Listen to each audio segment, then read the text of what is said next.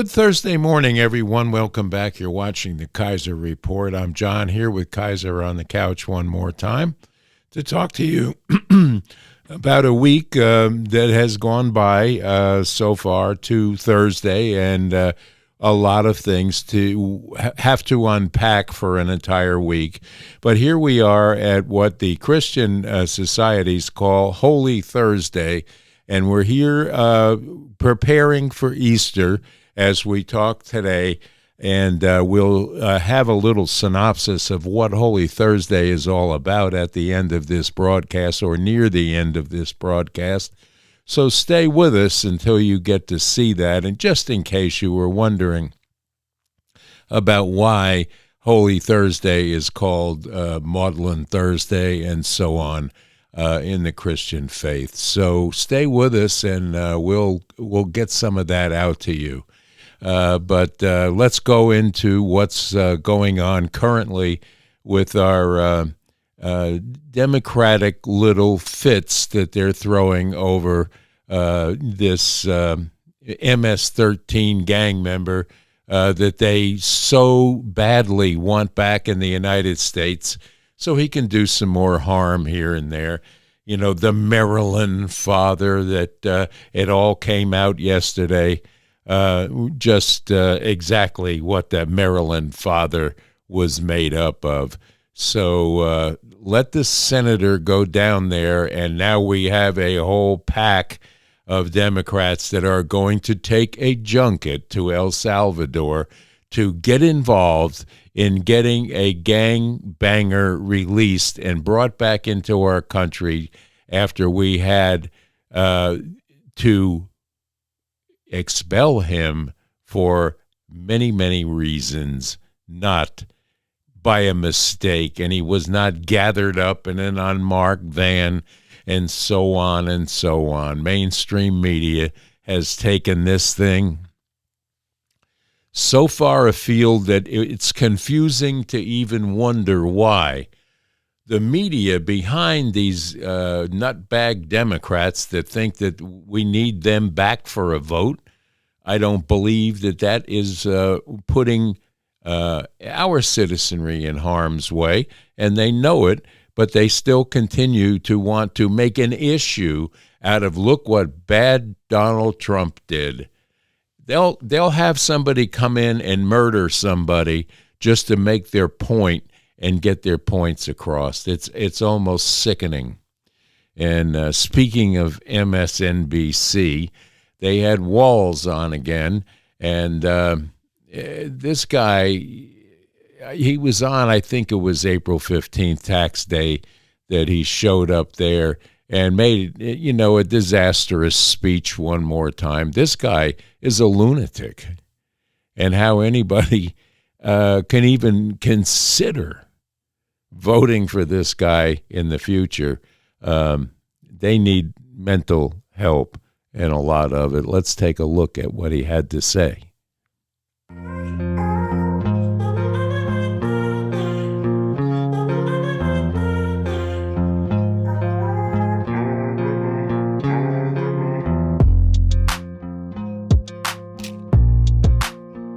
We've got to be out there, and I think it's worth taking a risk to misspeak. How ironic. We still need to have a two-state solution. We still need to bring peace to Gaza. We still need self-determination for the Palestinians, and Israel's needs to right for its security. Those pauses haven't changed. Donald Trump's doing none of that. What? The hell are you talking about?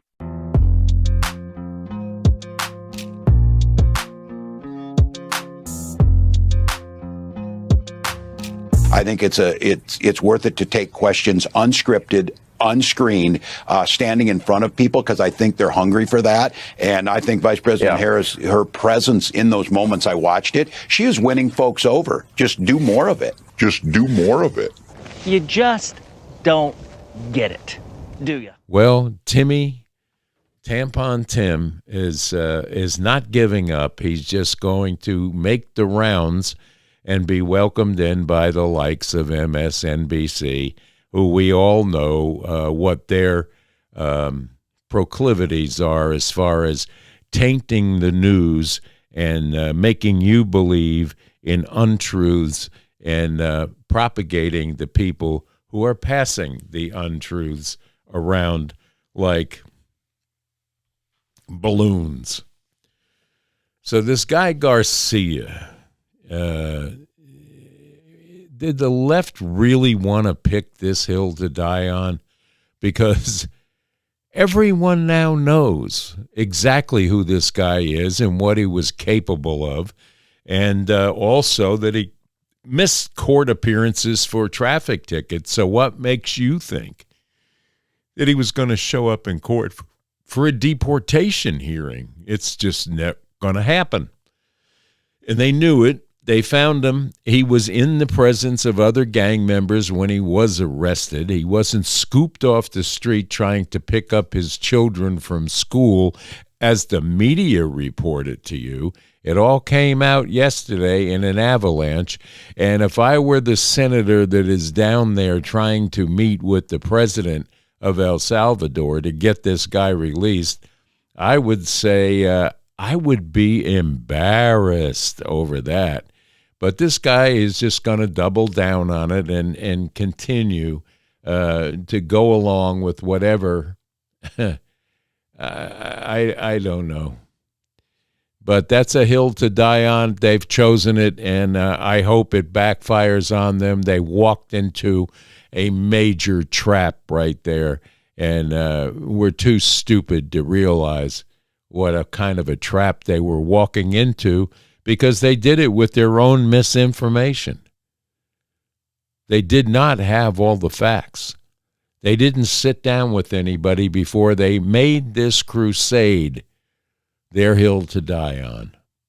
And there you have it about Mr. Garcia. I'm sure you've all seen the news clips that came out of Fox, and I think they were the only ones showing the rebuttal to the pure lies that the left is putting out about this guy and what a great family man he is. But in this season of forgiveness, I guess we have to forgive them one more time, because they know not what they do. They're Democrats that lost and cannot get over it.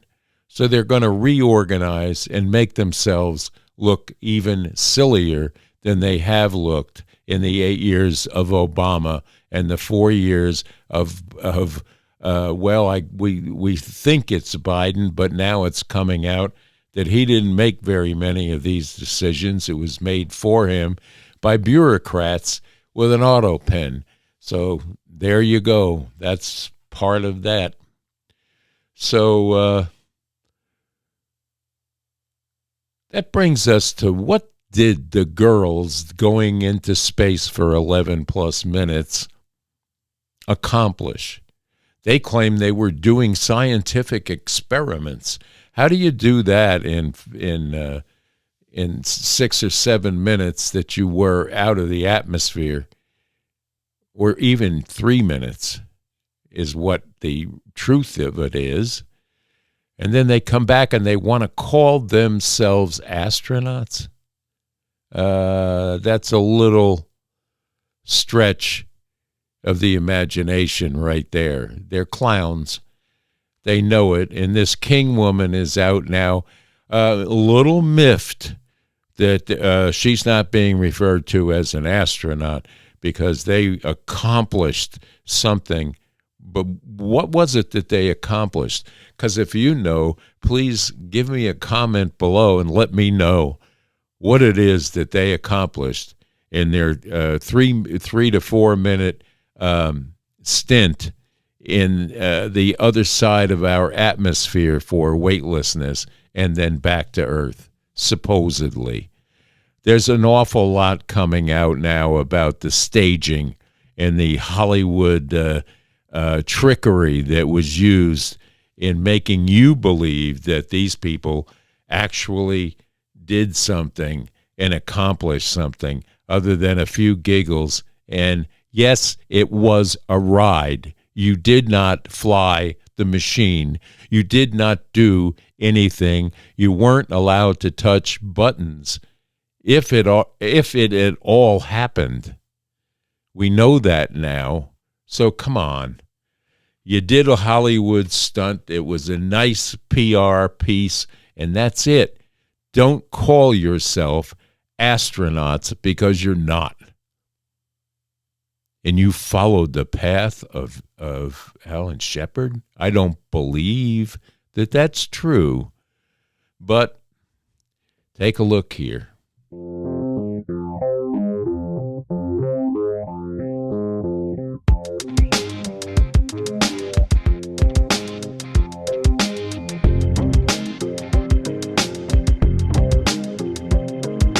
I wish people would do more due diligence. And then my question is, have y'all been to space? Barf! I don't like that people are calling it a ride. A ride, you never see a male astronaut who's going up in space and they said, oh, he took a ride. We actually duplicated the route that Alan Shepard did. Bullshit! No one said he took that ride. Yeah. It's always referred to as a flight or a journey. So I feel that that's a little disrespectful to what the mission was and what the work that Blue Origin does. I mean, the boys look at it and see what women and young girls can do. Yeah. So I know there are cranky Yankees. I know there are some haters. Right here, dude. But I'm not going to let people steal my joy and steal the joy of what we did or what we accomplished that day. I'm just not going to let it in. We use space technology all the time, whether it's your GPS, whether it's your satellite. That doesn't just happen. Every time a flight goes up, they get some type of information. Two of the astronauts, I still have a hard time calling myself an astronaut. I totally agree with you. Astronauts, yeah, right. In their minds, they are. Well, we'll take a look back here on the week in summary.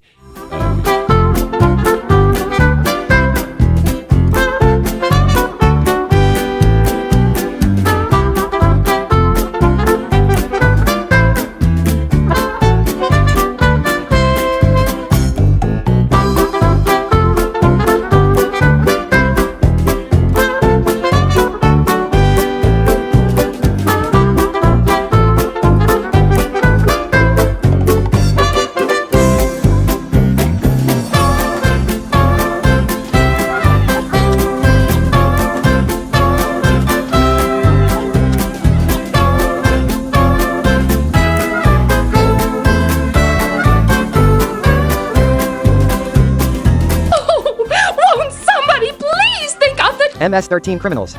They're not going to bring back Kilmer Garcia.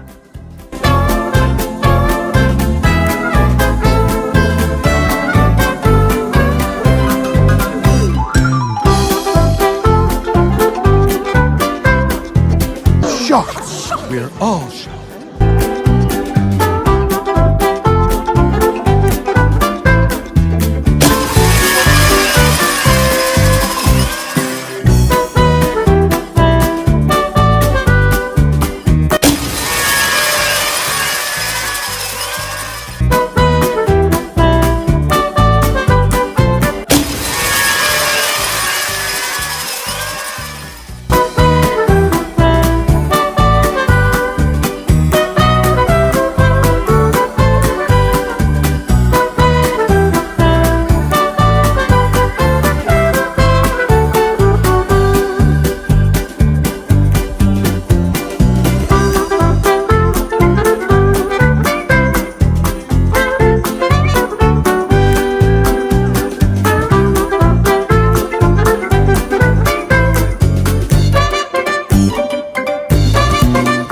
Before we get into our Holy Thursday, we will not be broadcasting tomorrow, Good Friday. It is a holy day for us here on the farm, and we are going to celebrate that. The stock market will be closed. I'm not sure if the postal workers will be working, but it is a national holiday, and we wish you all in advance a very beautiful, prayerful, and peaceful Easter. And please make it a family day and discuss with each other what your expectations are for the coming rest of this year, and please pray for peace all over the world as well as here in the United States. It's going to be hard to rein in some of the devil's work here that has taken place over the last few months of this new administration and what the Democrats are being driven by, and where we have to sit and wonder how many have sold their souls for a seat in a Congress or an election that may be upcoming. And it's a shame, but it smacks of the dark side involvement in some of these political activists and people that are out there with stories of doom and gloom and misinformation and downright hatred for either a race or a religion or politics in general. So take a look here on a little explanation of what Holy Thursday and Good Friday coming is all about. Hold on. Holy Thursday, also known as Maundy Thursday, is one of the most solemn and deeply meaningful moments in the entire Christian calendar. On this day, time itself seems to slow down in the face of the profound mystery that is about to unfold.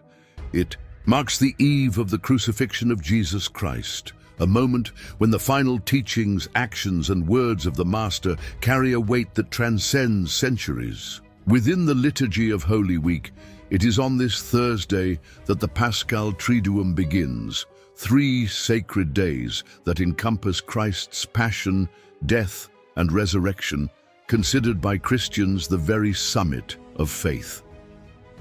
This day is observed with a reverence that borders on silence, as though we're stepping onto ground where heaven has touched earth with uncommon intensity. More than just a historical remembrance, Holy Thursday is a spiritual experience, an invitation to take part not only with memory, but with the heart. It commemorates Jesus' final gathering with his disciples before being handed over. On that day, he shared the Last Supper, not as a typical farewell, but as a moment filled with mystery and divine symbolism. The bread and wine were no longer ordinary elements. They became living signs of a new covenant between God and humankind. Christian tradition recalls that on that very night, Jesus instituted the Eucharist, one of the central sacraments of the faith, and redefined the command to love. What had once been the Jewish Passover celebration now became the birth of a new Passover, where Christ himself would be offered as the sacrificial lamb. Maundy Thursday is, therefore, the moment when the divine bows before humanity, when the Master becomes the servant, and when the kingdom of God reveals itself through paradox, through humility, sacrifice, and voluntary surrender. It is the day human history was forever changed, when heaven began its descent toward Calvary, and every gesture of Jesus became a symbol of redemption. The place Jesus chose for his final meal with his disciples was no random setting. The upper room, a spacious chamber on the second floor of a house in Jerusalem, became the stage for one of the most sacred and defining events in all of Christian history. It was the time of the Jewish Passover, and thousands of pilgrims had filled the city, coming from every direction to remember the great deliverance God had worked in Egypt.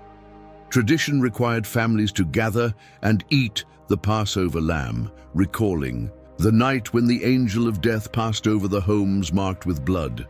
But that year, something far deeper would take place. Passover would never be the same again.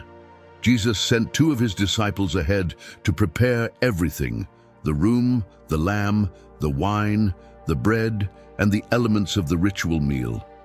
He already knew that this space, simple in appearance, would become the setting where he would establish a new and everlasting covenant. The upper room, whose name comes from the Latin coenaculum meaning dining room, was transformed into an altar. Its silent walls bore witness to words that would echo across generations and to actions that would be repeated for centuries by millions of people around the world.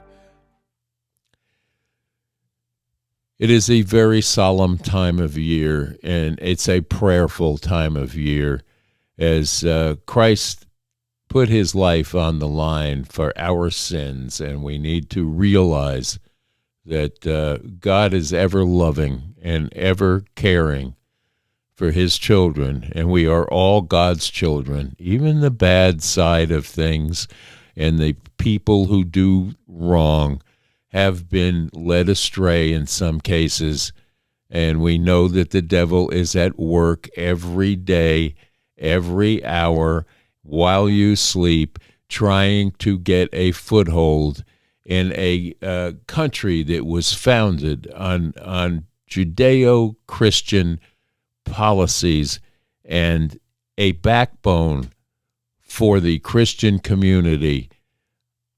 And it has been attacked ever since in one way or another. And I have a lot of faith that God has had his hand in what's taking place right now in the United States of America, and the rejuvenation and the hope and the resurrection of a government that used to work well for we the people, and it will come back to that. And God has his hand in this process right now. So I ask you all to please, especially over this beautiful Easter season, pray for this country, this government, and people around the world that may be somewhat confused over politics, over religion, over what's right and what's wrong. God's presence is in your hearts. Look into your heart and understand that it will be okay. But you need to humble yourself in prayer from time to time to facilitate that happening. And with that, I want to wish every one of our subscribers and followers and anyone watching this video the happiest and most blessed Easter season that you've ever had in your life. And remember, we here at the Kaiser Report love you and want to say stay safe, stay strong, and stay tuned to the Kaiser Report. We'll be back to you on Monday. God bless. Bye-bye now.